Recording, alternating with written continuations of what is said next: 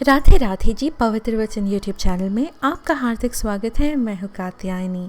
शनि प्रदोष व्रत की आप सबको बहुत सारी शुभकामनाएं। प्रदोष व्रत त्रयोदशी तिथि को मनाई जाती है और हर प्रदोष व्रत की कथा और महत्व उसके वार के हिसाब से होता है। जो व्यक्ति शनि प्रदोष व्रत विधि पूर्वक संपन्न करता है उसके शनि के बुरे प्रभाव से मुक्ति प्राप्त होती है। शनि की डैया, शनि की साढ़े साती और शनि की महादशा या अंतर्दशा से जो लोग परेशान हैं उन्हें यह व्रत अवश्य करना चाहिए। इससे कार्य क्षेत्र में आने वाली सभी समस्याओं का संकट दूर हो जाता है, साथ ही रोग या अल्पायु की परेशानी भी दूर हो जाती है। शनि प्रदोष व्रत करने से पितरों का आशीर्वाद भी प्राप्त होता है। वही इस व्रत को अगर कोई व्यक्ति करता है तो उसे गोदान का पुण्य प्राप्त होता है। इसके अलावा संतान सुख की प्राप्ति भी होती है।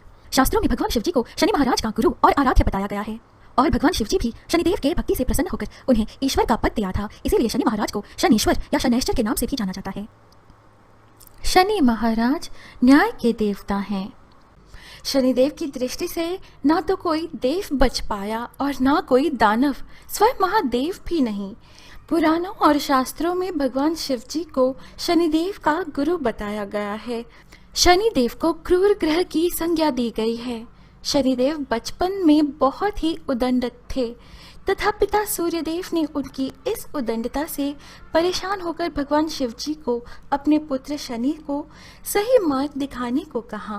भगवान शिव जी के लाख समझाने पर भी जब शनिदेव की उदंडता कम नहीं हुई तो भगवान शिव जी ने शनिदेव जी को सबक सिखाने के लिए उन पर प्रहार किया, जिससे शनिदेव जी मूर्छित हो गए। पिता सूर्यदेव की मिन्नत पर भगवान शिव जी ने शनिदेव जी की मूर्छा तोड़ी और उन्हें अपना शिष्य बना लिया और उन्हें दंडाधिकारी का आशीर्वाद भी दिया। इस तरह शनिदेव जी न्यायाधीश के समान न्याय एवं दंड के कार्य में भगवान शिव जी का सहयोग करने लगे। तो एक दिन हुआ ऐसे कि शनिदेव जी कैलाश पर्वत पर अपने गुरु यानी भगवान शिव जी से भेंट करने के लिए गए तथा उनके पास जाकर कहा कि हे प्रभु, कल मैं आपकी राशि में प्रवेश करने वाला हूँ, अर्थात मेरी वक्र दृष्टि आप पर पड़ने वाली है।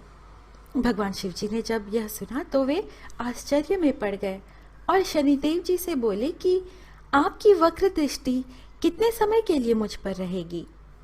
तब शनिदेव जी ने शिव जी से कहा कि मेरी वक्र दृष्टि आप पर कल 1.25 प्रहर तक रहेगी। अगले दिन प्रातःकाल शिव जी ने सोचा कि आज मुझ पर शनि की दृष्टि पड़ने वाली है, अतः मुझे कुछ ऐसा करना होगा कि आज के दिन शनि मुझे देख ही ना पाए। तब भगवान शिव जी ने कुछ सोचते हुए मृत्युलोक अर्थात धरती में प्रकट हुए तथा उन्होंने अपना भेष बदलकर हाथी का रूप धारण कर लिया। धरती पर पूरे दिन वे हाथी का रूप धारण करे धरती में इधर उधर विचरण करते रहे।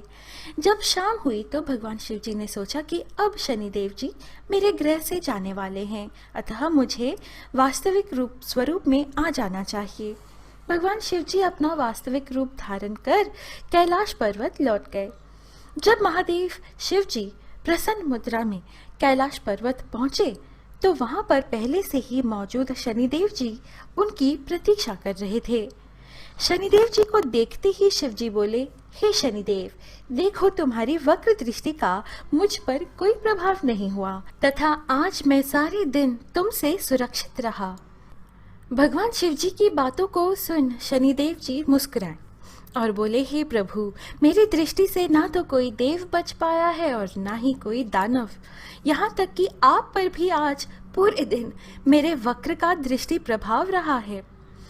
भगवान शिव जी आश्चर्यचकित ना होते हुए शनिदेव से पूछा, आखिर यह कैसे संभव हुआ।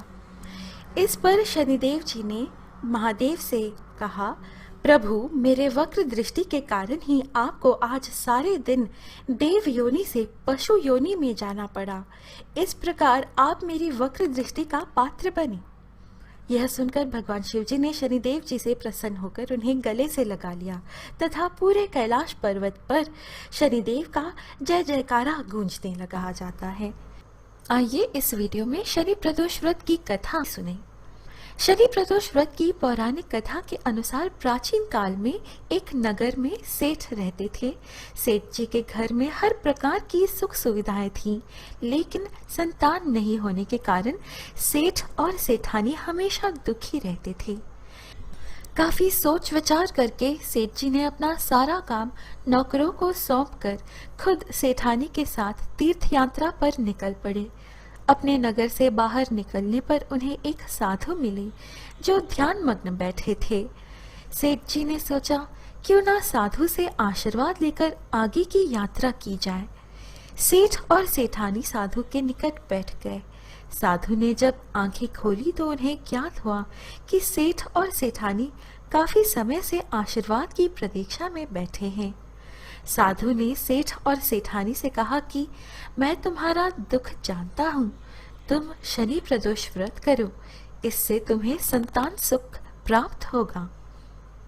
साधु ने सेठ सेठानी को शनि प्रदोष व्रत की विधि बताई और भगवान शंकर की यह वंदना भी बताई। भगवान शंकर की वंदना इस तरह करें। हे रुद्रदेव शिव नमस्कार, शिव शंकर जग गुरु नमस्कार, हे नीलकंठ सुर नमस्कार, शशि मौली चंद्र सुख नमस्कार, हे उमाकांत सुधी नमस्कार, उग्रत्व रूप मन नमस्कार, ईशान ईश प्रभु नमस्कार, विश्वेश्वर प्रभु शिव नमस्कार। दोनों सेठ सेठानी ने साधु से आशीर्वाद लेकर तीर्थ यात्रा के लिए आगे चल पड़े। तीर्थ यात्रा से लौटने के बाद सेठ और सेठानी ने मिलकर शनि प्रदोष व्रत किया, जिसके प्रभाव से उनके घर एक सुंदर पुत्र का जन्म हुआ। अब जानिए प्रदोष व्रत मनाने की विधि। प्रदोष व्रत के दिन प्रातः सूर्योदय से पूर्व उठना चाहिए। नित्य कर्मों से निवृत्त होकर भगवान श्री भोलेनाथ का निरंतर स्मरण करते रहें। इस व्रत में आहार नहीं लिया जाता है। पूरे दिन उपवास रखने के बाद सूर्यास्त के 1 घंटे पहले स्नान आदि कर श्वेत वस्त्र धारण किए जाते हैं। प्रदोष व्रत की पूजा शाम के 4:30 बजे से लेकर शाम के 7 बजे के बीच की जाती है। अपने घर में पूजा स्थल को गंगा जल या स्वच्छ जल से शुद्ध करने के पश्चात हो सके तो गाय के गोबर से लीपना चाहिए और मंडप तैयार करना चाहे तो आप यह पूजा शिव मंदिर में भी जाकर कर सकते हैं। मंडप में 5 रंगों का उपयोग करते हुए रंगोली बनानी चाहिए, क्योंकि 5 संख्य भगवान भोलेनाथ को अति प्रिय है। पूजन की सभी सामग्री एकत्रित कर लें। उत्तर पूर्व दिशा की ओर मुख करके बैठ जाएं और ओम नमः शिवाय का जाप करते हुए भगवान शिव जी को जल चढ़ाएं। इस दिन भगवान शंकर जी, माता पार्वती, श्री गणेश जी और नंदी जी को पंचामृत व गंगाजल से स्नान करवाना चाहिए। इसके अनंतर बेलपत्र, गंध, अक्षत, फूल, धूप, दीप, नैवेद्य यानी भोग लगाना चाहिए। फल, पान, सुपारी, लौंग व इलायची आदि अर्पित करना चाहिए। भगवान शिव जी की 16 तरह की सामग्री से पूजा करनी चाहिए। इसके बाद 8 दीपक अलग अलग दिशाओं में जलाना चाहिए और दीपक रखते समय हर प्रत्येक बार प्रणाम करें। कथा समाप्ति के बाद हवन सामग्री मिलाकर 11, 21 या 108 बार ओम ह्रीम क्लीम नमः शिवाय स्वाहा मंत्र से आहुति दें। इसके बाद शिवजी की आरती करें। फिर उपस्थित जनों सभी में प्रसाद वितरित करें। इसके बाद ही भोजन करें। भोजन में केवल मीठी सामग्रियों का उपयोग करें। आइए मित्रों, अब प्रदोष व्रत की उद्यापन विधि जानें। इस व्रत को 11 या फिर 26 त्रयोदशियों तक रखने के बाद व्रत का उद्यापन करें। व्रत का उद्यापन त्रयोदशी तिथि पर ही करें। उद्यापन से एक दिन पूर्व श्री गणेश जी का पूजन किया जाता है। पूर्व रात्रि में कीर्तन करते हुए जागरण किया जाता है। प्रातः जल्दी उठकर मंडप बनाकर मंडप को वस्त्रों और रंगोलियों से सजाया जाता है। ओम उमा सहित शिवाय नमः मंत्र का जाप करते हुए हवन किया जाता है।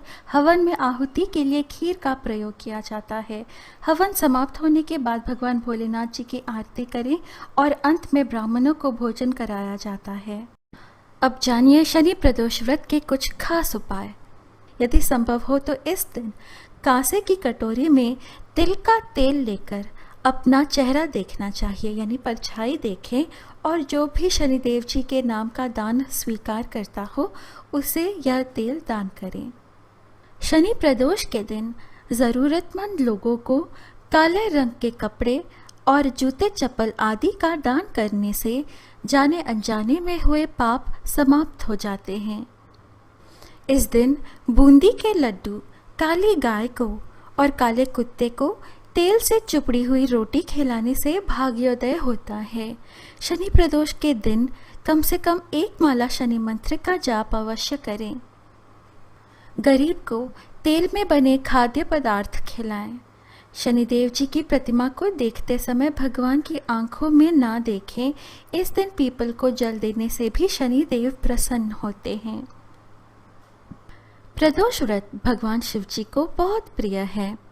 कथा के अनुसार भगवान शिव जी ने प्रदोष व्रत की तिथि के दिन ही ब्रह्मांड की उत्पत्ति की थी और इस तिथि पर ही इसका वलय करेंगे। इस प्रकार जो भक्त शनि प्रदोष व्रत रखता है उसके सभी मनोकामनाएं भोलेनाथ पूरी करते हैं। प्रिय मित्रों, आशा है आपको यह प्रस्तुति अच्छी लगी। इस प्रकार के और वीडियोस पाने के लिए कृपया हमारे YouTube चैनल पवित्र वचन को सब्सक्राइब करें। अभी मैं आपकी इजाज़त लेती हूँ, फिर मिलेंगे अगली वीडियो में। ओम नमः शिवाय। ओम शम शनैश्चराय नमः।